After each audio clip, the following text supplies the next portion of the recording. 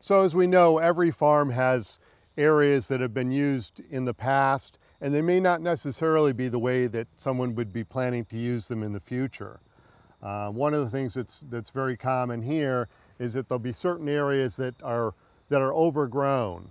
So it doesn't necessarily mean that it may not be potentially be able to be cleared for cropland or used for another use. You definitely have to assess that.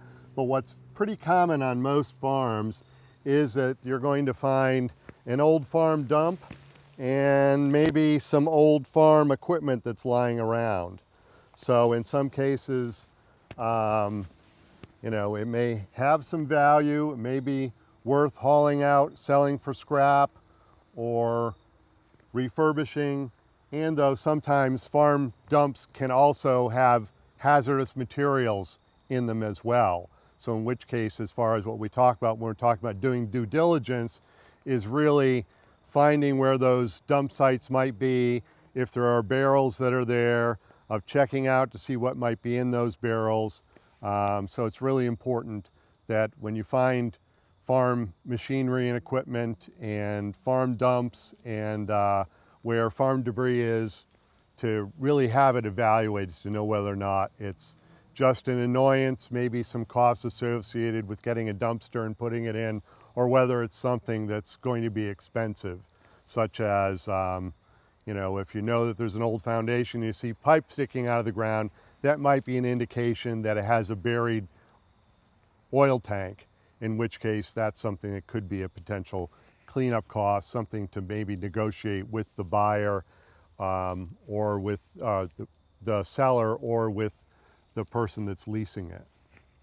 So when we're talking about the natural resources on the property and thinking about the vegetation, there's vegetation that can be a real asset, such as an orchard that could be brought back into production, or some potential sawlog timbers, or wood that could be harvested for firewood, or wood-fired furnace, something like that. But there also can be limitations and liabilities.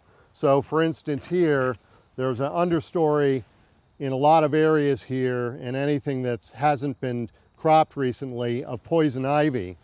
And poison ivy has gotten more poisonous and is harder to control. There is also multiflora rose and bittersweet are very common on portions of this property.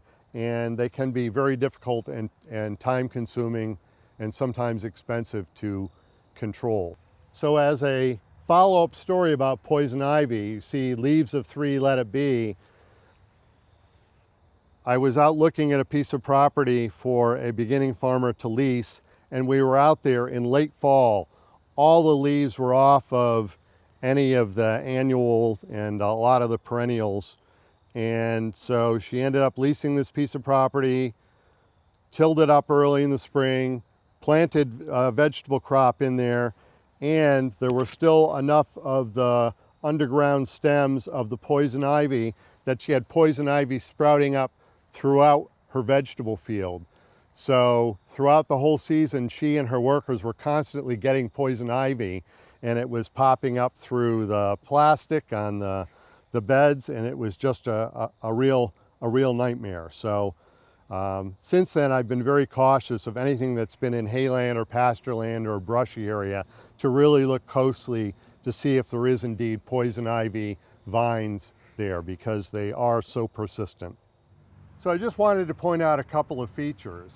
Off to the left, we saw the barn, which is going to be coming down.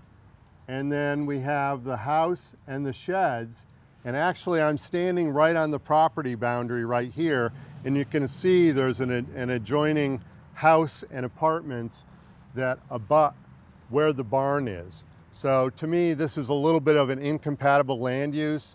So if you were to, again, to have animal agriculture here, or we're hosting events that were in the evening, or again, tractors coming and going, you need to get the crop in because there's a frost or a storm or something. To have residential this close to the active farmstead area is an incompatible adjacent land use. So that's one consideration when you're looking at property boundaries and neighbors, where are there things that could be potential concerns? So again, having a good relation with the neighbors, maybe putting up a fence. There are different options in which to make that less of a potential nuisance threat.